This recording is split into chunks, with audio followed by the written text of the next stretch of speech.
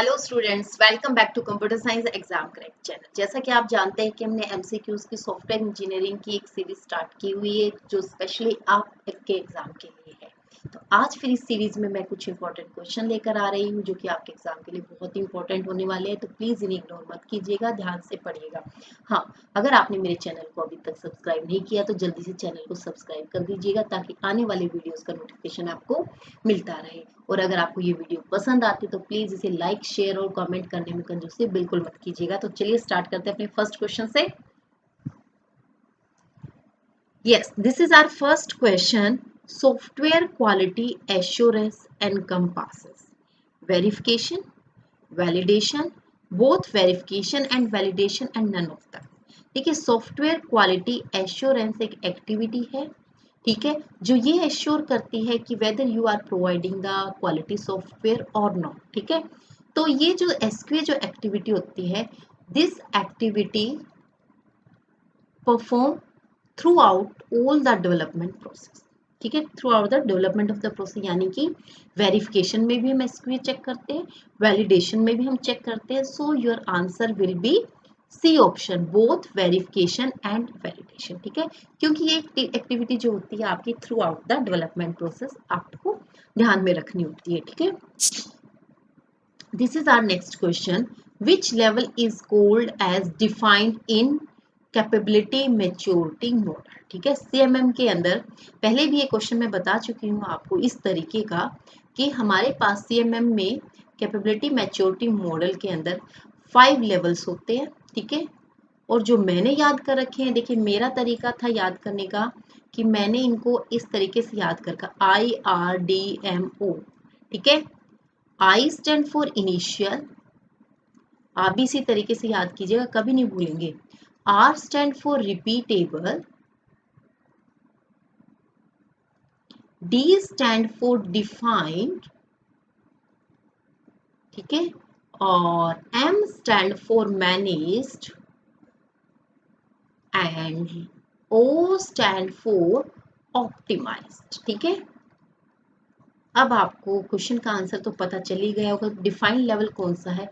ये लेवल 0, ये level 1 and this is level 3।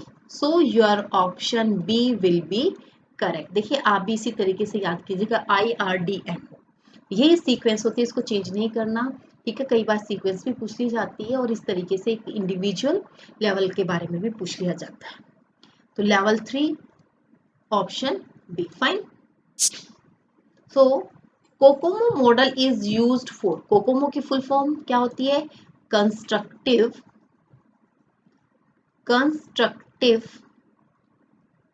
Coast model. ठीक है, तो ये मॉडल क्या है कि कोस्ट मॉडल है। ठीक है, और इसका पर्पस क्या? Product quality estimation. देखो, क्वालिटी का एस्टिमेशन आप नहीं करेंगे क्योंकि मैंने यहाँ पे कोस्ट का वर्ड यूज किया हुआ है। ठीक है, अगला प्रोडक्ट कॉम्प्लेक्सिटी। कॉम्प्लेक्सिटी के बारे में भी आपको चेक नहीं करना क्योंकि आपके जो मॉडल की फुल फॉर्म से ही पता चल रहा है कि ये क्या है कि प्रोडक्ट कॉस्ट एस्टिमेशन, की प्रोडक्ट की कॉस्ट का एस्टिमेट करने के लिए we use constructive cost model.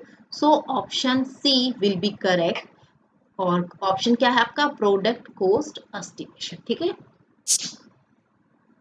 This is our next question. Waterfall model for software development is top down approach, bottom up approach, sequential approach और कॉन्सिक्वेंशियल अप्रोच। देखिए, waterfall model में भी आपको भी पता है कि सबसे पहले हमारी क्या होती है? रिक्वायरमेंट है।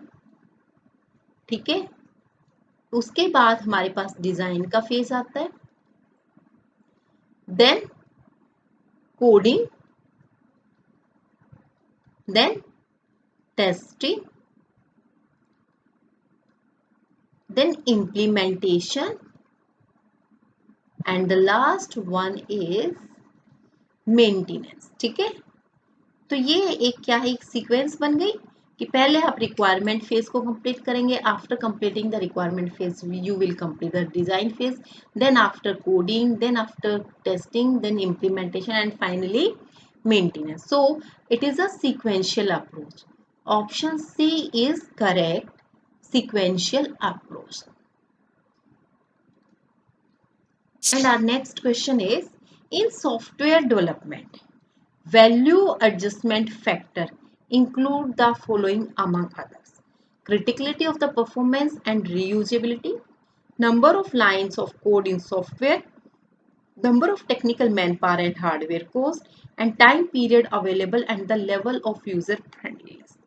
देखिए ये क्वेश्चन अगेन आपका फंक्शन पॉइंट एनालिसिस से है, एफपीए से है, जिसमें हमने बताया था कि वैल्यू एडजस्टमेंट फैक्टर होते हैं 14 और इनमें मेन क्या होता है कि पर्पस क्या होता है इन फैक्टर्स का कि आपको जो आपके सॉफ्टवेयर की परफॉर्मेंस को चेक करना है और वो कितना रीयूजेबल है उसको चेक करना होता है। इन 14 फैक्टर्स के बारे में मैं किसी एक वीडियो में बता भी चुकी हूँ कि कौन कौन से 14 फैक्टर्स होते हैं। तो एफपीए क्या है कि इम्पॉर्टेंट टॉपिक है। एफपीए से या तो आपसे पूछा जाएगा कि कितने फैक्टर है या किसी पर्टिकुलर फैक्टर के बारे में पूछा जाएगा, जैसे इस तरीके का, ठीक है। और कुछ न्यूमेरिकल क्वेश्चन भी आते हैं इसके अंदर। तो इस टॉपिक को प्लीज इसे ध्यान से कीजिएगा। जितने मैं क्वेश्चंस बता रही हूँ आप अगर उतने भी कर लेंगे तो इनके अलावा आपके एग्जाम में कुछ नहीं पूछा जाएगा, क्योंकि मैं मैक्सिमम ट्राई कर रही हूँ कि एक टॉपिक से कितने पॉसिबिलिटी उन सब क्वेश्चंस को आपको करना, ठीक है। So option A is correct, the criticality of the performance and reusability. हाँ, आप नोट्स की टेंशन मत लीजिएगा, मैं हर वीडियो के डिस्क्रिप्शन बॉक्स में एक लिंक प्रोवाइड कराती हूँ, मेरी अपनी वेबसाइट है, वहाँ पर आपको सभी वीडियोस के नोट्स मिल जाएंगे जो यहाँ पर हम डिस्कस करते हैं। तो मैं अपनी वेबसाइट का लिंक आपको प्रोवाइड कराती हूँ डिस्क्रिप्शन बॉक्स में, तो प्लीज़ आप उस वेबसाइट को सर्च कीजिएगा, विजिट कीजिए और वहाँ से आप नोट्स को डाउनलोड कर सकते हैं और इजिली आप पढ़ सकते हैं। Fine. Our next question is, while designing the user interface, one should use as many shortcuts as possible, use as many default as possible, use as many visual layouts as possible and reduce the demand on short term memory। देखिए हम क्या करते हैं, एक हमारे पास user interface होता है, दूसरा हमारे पास कमांड और कैरेक्टर इंटरफेस होता है, ठीक है। इसको हम कहते हैं यूजर इंटरफेस,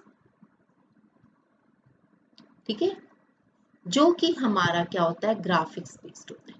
तो जनरली हम इसको GUI बोलते हैं, ग्राफिकल यूजर इंटरफेस, ठीक है। दूसरा इंटरफेस होता है हमारा command interface.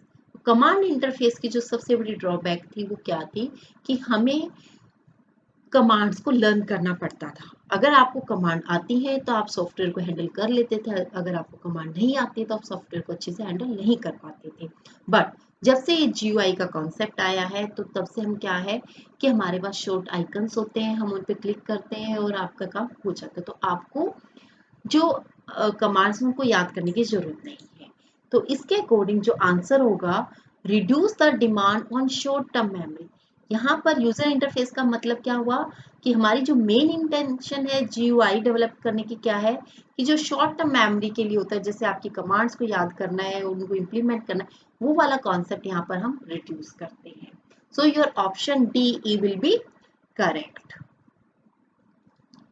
Our next question is, in software cost estimation, base estimation is related to cost of similar projects already completed, cost of base model of the present project, cost of the project with the base minimum profit और cost of the project under ideal situation। ठीक है, तो सबसे पहले तो आपको coast estimation का पता होना चाहिए कि कोस्ट एस्टिमेशन क्या होती है।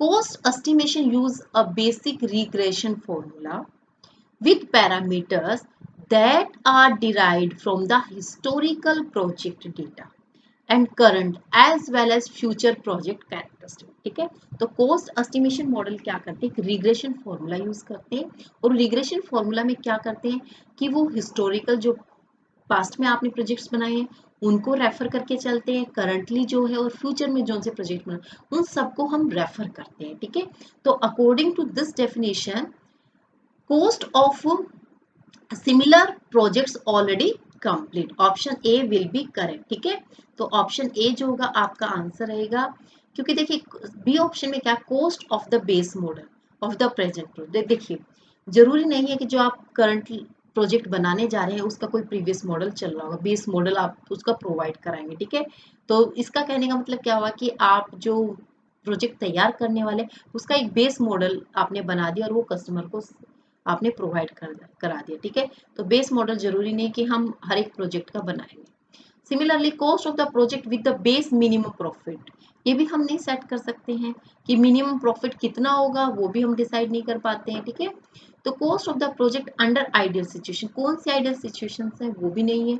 ठीक है, सिर्फ हम जो सॉफ्टवेयर की कॉस्ट का एस्टिमेट लगाते हैं वो हम लगाते हैं कि जो ऑलरेडी प्रोजेक्ट कंप्लीटेड है उन पे, या करंटली आप जिस पे काम करें उन प्रोजेक्ट्स को देखते हैं, या फ्यूचर में जो प्रोजेक्ट्स आपको बनाने हैं उनके अकॉर्डिंग आप कॉस्ट का एस्टिमेट लगाते हैं। Fine.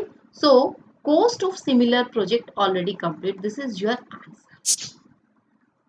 In clean room software engineering, only eco-friendly hardware is used.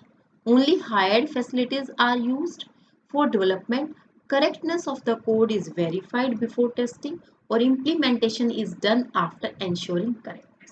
देखिए पहले तो clean room software engineering definition देख लेते हैं कि ये क्या होता है। Clean room software engineering process intended to produce software with a certifiable level of reliability. तो clean room software engineering process का मतलब क्या होता है कि our intention to produce the software with a certifiable level of reliability, यानी कि कम से कम एरर हो, मैक्सिमम जो आपका सॉफ्टवेयर करेक्ट हो, ये हमारा क्लीन रूम सॉफ्टवेयर इंजीनियरिंग का मेन पर्पस होता है। ठीक है, अब देखिए यहाँ पर ऑप्शन बी में implementation is done only after ensuring correctness. ठीक है, तो रिलायबिलिटी क्या होती है, मिनिमम एरर। ठीक है, मिनिमम एरर मैक्सिमम रिलायबिलिटी। ठीक है, मैक्सिमम रिलायबिलिटी। तो रिलायबिलिटी को आप सर्टिफाइड कैसे करेंगे, जब आपको उस सॉफ्टवेयर की करेक्टनेस का एश्योरेंस है कि जो आप सॉफ्टवेयर दे रहे हैं दैट इज 99% एरर फ्री। ठीक है, so option D will be correct. Implementation is done only after ensuring the correctness. तो स्टूडेंट्स ये थे कुछ इंपॉर्टेंट क्वेश्चंस, प्लीज़ इनको ध्यान से कीजिएगा और अगर आपको ये वीडियो पसंद आता है तो इसे लाइक शेयर कमेंट करना ना भूलें। और अगर आपने मेरे चैनल को सब्सक्राइब नहीं किया और आप चाहते हैं कि इस टाइप के वीडियोस आपको मिलते रहें तो जल्दी से बेल आइकन को प्रेस कर दीजिएगा। मिलते हैं नेक्स्ट वीडियो में नेक्स्ट टॉपिक के साथ, तब तक के लिए थैंक यू।